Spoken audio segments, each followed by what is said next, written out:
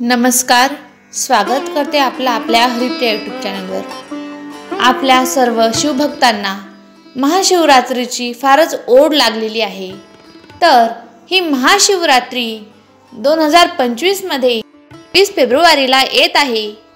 या महाशिवरात्री निमित्त आपण कथा जाणून घेणार आहोत। या महाशिवरात्रीच्या दिवशी कोणती कथा ऐकायला हवी ती कथा आपण जाणून घेणार आहोत। त्यासाठी व्हिडिओ शेवटपर्यंत नक्की बघा आणि व्हिडिओ आवडल्यास लाईक, शेअर, सबस्क्राइब करायला विसरू नका। शिव उपासनेमुळे माणसाच्या दृष्ट प्रवृत्ती कशा बदलतात, सदाचार, विवेक खऱ्या अर्थाने कसा जागा होतो, ह्याबद्दल शिवलीलामृतमध्ये एक कथा आहे।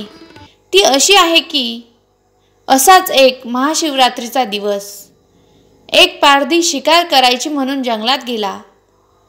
जलाशयाच्या एका वृक्षावर तो जाऊन बसला। पाणी पिण्यासाठी म्हणून एखादं सावज आलं, एखादा प्राणी आला की त्याची शिकार करायची हा त्याचा हेतू होता। दुपारपासून धनुष्य बाण सज्ज करून तो बसला खरा, पण गेला। संध्याकाळ झाली, तिन्ही सांजा होऊ लागल्या, सूर्य अस्ताला गेला, पण एकही प्राणी त्या जलाशयाकडे आला नाही आणि त्याला शिकारही मिळाली नाही।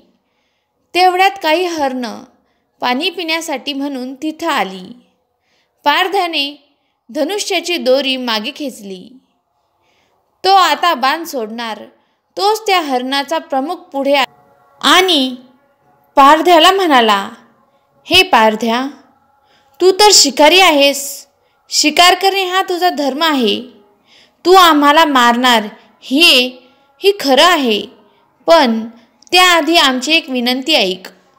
आम्ही एकदाच आमचं कर्तव्य पूर्ण करून येतो, आमच्या कुटुंबियांना भेटून येतो, मग तू आम्हाला मार। खरं तर हातातोंडाशी आलेला शिकार जाऊ कशी द्यायचा, पण त्या हरिणाच्या प्रमुखाने परत येण्याचं वचन दिलं।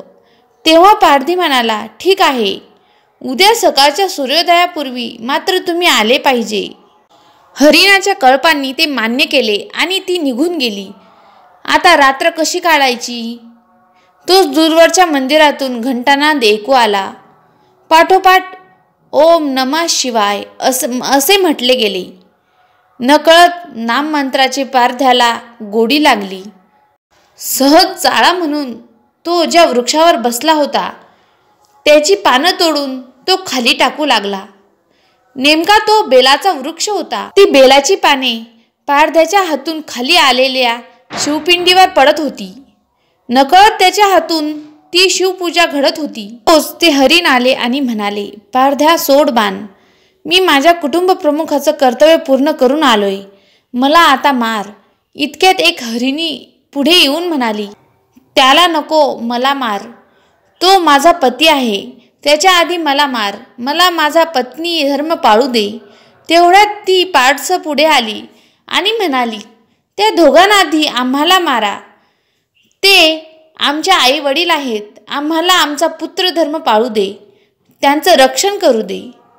एकापाठोपाठ एक अशी प्रत्येकाचीच दुसऱ्याला वाचवण्याची व दक्षतेची चढाओढ पाहिली आणि पारध्याने विचार केला, हे प्राणी आपला धर्म कर्तव्य पाळतात, तर मी का दयेचा धर्म पाळू नये? त्यांची शिकार करून मी पापाचा धनी का होऊ? त्यावेळी पारध्यानं सर्वांनाच जीवनदान दिले। यामुळे भगवान शंकर प्रसन्न झाले। त्यांनी सर्वांना दर्शन देऊन त्यांचा उद्धार केला। हरिणांना मृग नक्षत्र म्हणून आणि पारध्याला व्याघ्र नक्षत्र म्हणून आकाशात कायमचे स्थान दिले। हे घडले तो दिवस होता महाशिवरात्री।